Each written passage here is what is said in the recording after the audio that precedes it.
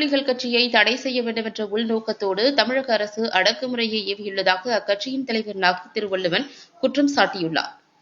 கோவை மாவட்டம் மேட்டுப்பாளையம் பகுதியில் சுவர் இடிந்து விழுந்து 17 பேர் உயிரிழந்த விவகாரம் தொடர்பாக போராட்டம் நடத்திய தமிழ் புலிகள் கட்சித் தலைவர் நாகை திருவள்ளுவன் உள்ளிட்டோர் கைது செய்யப்பட்டனர். அவர் மீதுள்ள பல்வேறு வழக்குகளில் காவல்துறை சிறைப்படுத்தியுள்ளனர்.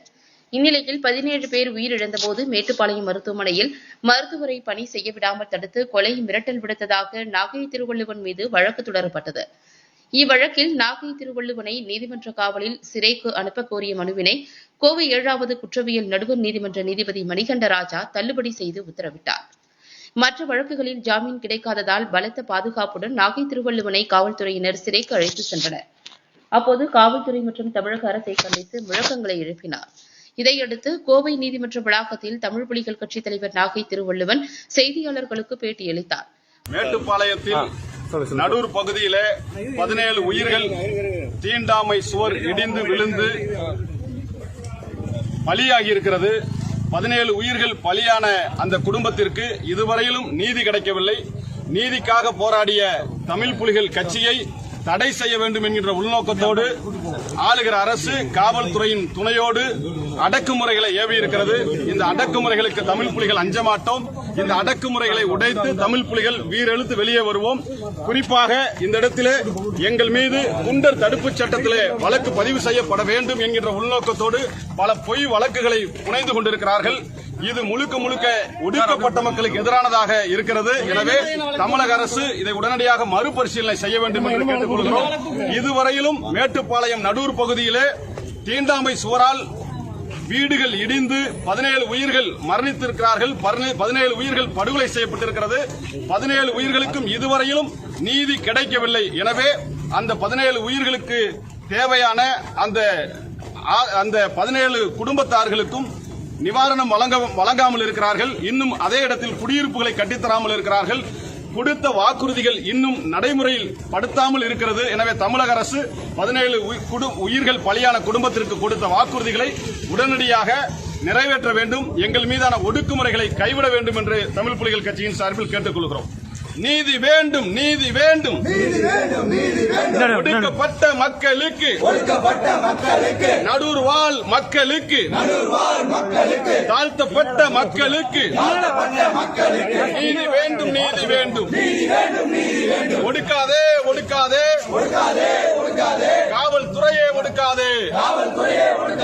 வெல்லும், வெல்லும், வெல்லும், வெல்லும். எங்கள் போர் வெல்லும், வெல்லும். ஓயாது, ஓயாது, ஒடுக்கப்பட்ட மக்களுக்கான எங்கள் போராட்டம் ஓயாது. ஒடுக்காதே, ஒடுக்காதே, தமிழக அரசு காவல்துறையே ஒடுக்கப்பட்ட மக்களுக்கு நீதி கேட்டு போராடிய எங்களை ஒடுக்காதே. தமிழ் புலிகளை ஒடுக்காதே. அஞ்ச மாட்டோம், அஞ்ச மாட்டோம், அடக்குமுறைக்கு அஞ்ச மாட்டோம். வெல்லும், வெல்லும், வெல்லும், வெல்லும். ஒடுக்கப்பட்ட மக்களுக்கான உரிமை போர் வெல்லும், வெல்லும். நீதி வேண்டும், நீதி வேண்டும். தாழ்த்தப்பட்ட மக்களுக்கு, மேட்டுப்பாளைய நடூர் மக்களுக்கு நீதி வேண்டும். ஓய மாட்டோம், ஓய மாட்டோம், ஓய மாட்டோம், ஓய மாட்டோம். மேட்டுப்பாளையம் மக்களுக்கு, நடூர் வாழ் மக்களுக்கு, தாழ்த்தப்பட்ட மக்களுக்கு நீதி கிடைக்கும் வரை ஓய மாட்டோம். நீதி வேண்டும், நீதி வேண்டும். ஓட்ட வழக்கு பொய்யென மாறும். ஊட்டிய விலங்கு பொடிப்படியாகும். ஓட்ட வழக்கு பொய்யென மாறும். ஊட்டிய விலங்கு பொடிப்படியாகும். அஞ்ச மாட்டோம், அஞ்ச மாட்டோம், அடக்குமுறைக்கு அஞ்ச மாட்டோம். ஓயாது,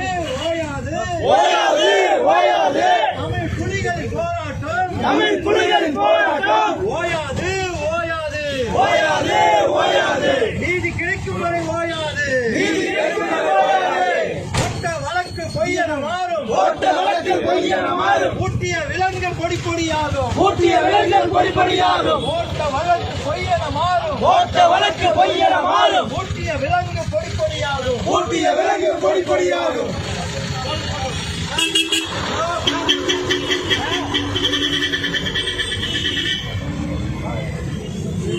கடந்த 2ஆம் தேதி மேட்டுப்பாளையத்தில் ஒரு 22 அடி சுவரானது விழுந்து 17 சாதாரண தாழ்த்தப்பட்ட மக்கள் இறந்து போனதனுடைய தொடர்ச்சியாக அன்றைய தினம் மருத்துவமனைக்கு சென்று ஆறுதல் கூற சென்ற வழக்குரைஞர்கள், சமூக ஊழியர்கள், அரசியல் கட்சி தலைவர்கள் என்ற பல பேர், மொத்தம் 24க்கும் மேற்பட்டவர்கள் வழக்குகள் போடப்பட்டு அவர்கள் சிறைப்படுத்தப்பட்டார்கள். அந்த மாதிரியான ஒரு வழக்கில் கைது செய்யப்பட்ட நாகை திருவள்ளுவன் என்பவருக்கு நாங்கள் ஏற்கனவே ஜாமீன் எடுத்து விட்டோம். ஆனால் அந்த நாகை திருவள்ளுவனை மட்டும் சிறைப்படுத்த வேண்டும் என்பதற்காக தொடர்ந்து தமிழகத்தினுடைய பல பகுதிகளில் புதியதாக பொய் வழக்குகளை போட்டு அவரை சிறைக்கு கொண்டு வருகிறார்கள்.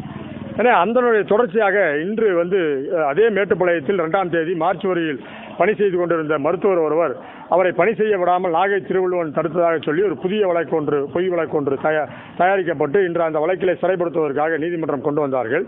கோவை நீதிமன்றம் எண் 7 வருகின்ற பொழுது நீதிபதி சிறைப்படுத்துவதற்கு முன்னால் நாங்கள் இந்த சிறைப்படுத்தல் என்பது ரொம்ப மெக்கானிக்கலாக இருக்கிறது என்பதும், இந்த சிறைப்படுத்தல் என்பது சட்டத்தின் வழியில் ஏற்புடையதல்ல என்றும், ஏற்கனவே இதே சம்பவத்திற்கு ஒரு முதல் தகவல் அறிக்கை தாக்கல் செய்யப்பட்டு அவர் ஜாமீனில் வந்த நிலையில் இதுபோன்ற புதிய வழக்குகளை தாக்கல் செய்யப்பட்டு அதே சம்பவத்திற்காக அவரை சிறைப்படுத்துவது என்பது சட்டத்திற்கு முரணானது என்பதை நாங்கள் சுட்டிக்காட்டினோம்.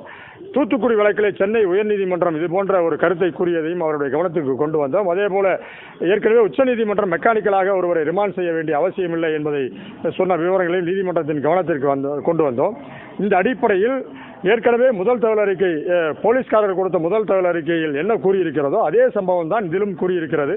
எனவே அதே சம்பவத்தில் அவர் ஜாமீனில் வந்துவிட்டதனால் இரண்டாவதாக அவரை ரிமாண்ட் செய்ய வேண்டிய அவசியமில்லை என்று சொல்லி காவல்துறை அவரை இந்த வழக்கிலே சிறைப்படுத்த வேண்டும் என்று கொடுத்த அந்த உத்தரவை அவர் தள்ளுபடி செய்து இன்று உத்தரவிட்டுள்ளார். ஜாமீனுடைய நிலைப்பாடு எப்படி இருக்கு அவருக்கு? ஜாமீனே தேவையில்லை. இந்த வழக்கில் அவருக்கு ஜாமீன் தேவையில்லை. அவர் ஏற்கனவே இந்த மற்ற வழக்கில் புதிதாக அவர் ஏதேனும் ரிமாண்ட் செய்யப்பட்டால் அந்த வழக்கில் மட்டும் அவருக்கு ஜாமீன் எடுக்க வேண்டும். இந்த வழக்கை பொறுத்தளவுக்கு அவருக்கு ஜாமீன்ல அந்த வழக்கில் அவர் ரிமாண்ட் செய்யப்படவில்லை. இப்போ வெளியே வந்துருவாரா? அவர் இன்னும் 2-3 வழக்குகள் அவர் மீது திருப்பூர், தாராபுரத்தில், நாமக்கல்ல இருக்கு. இன்னும் சில இடங்கள்லையும் போடுறதுக்கு முயற்சி பண்றாங்க. நான் என்ன சொல்றேன்னா, தொடர்ந்து ஒரு சமூகத்திற்காக, ஒரு ஒடுக்கப்பட்ட மக்களுக்காக, தாழ்த்தப்பட்ட மக்களுக்காக வேலை செய்கின்ற ஒரு சமூக ஊழியர்களை தொடர்ந்து இந்த மாதிரி குண்டாஸ் போன்ற தடுப்பு காவல் சட்டம் போட்டு அவரை ஏதோ பெரிய குற்றவாளி போல, ஏற்கனவே திருமுருகன் காந்தியை சிறை வைத்தது போல இவரையும் சிறை வைக்கின்ற அரசினுடைய அந்த மனப்போக்கு என்பது ஏற்புடையதல்ல, அது தவறானது. அது ஒடுக்கப்பட்ட மக்களுக்கு இழைக்கின்ற அநீதி. அதனுடைய ஊழியர்களை, அதனுடைய தலைவர்களை இதுபோல விக்டிமைசேஷன், அதாவது பாதிப்புக்குள்ளாக்க கூடாது என்பதுதான் எங்களுடைய கருத்தாகும்.